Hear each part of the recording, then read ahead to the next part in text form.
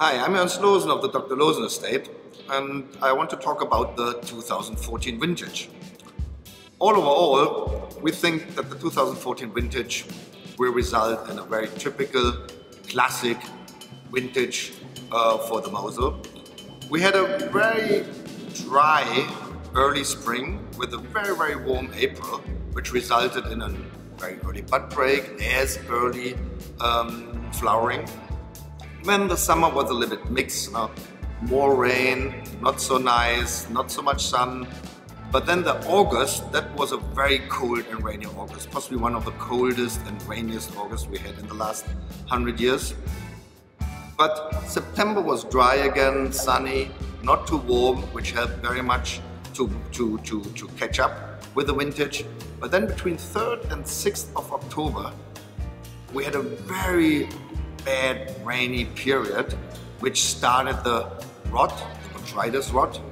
And that was basically the handicap of the vintage, that we had to fight against all the rot, and we had to do very, very strict selections in the 2014 vintage. We had to separate the healthy fruit from the rotten fruit, and even with the rotten fruit we had to separate the good rot from the bad rot. But if you did all this work, which was very labor intense, and you had to be very fast because October was also very warm, then which basically speeded up the rot.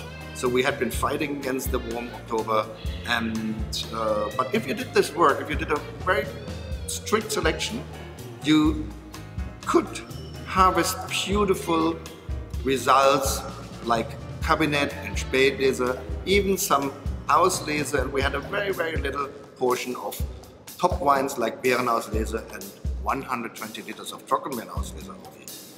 Let's taste the wine. This is a Wählender Sonnen Cabinet of the 2014. And you see the wine is just finishing with the fermentation. It's still cloudy on the yeast. It's beautiful fruit, very clean, very pure, perfect acidity.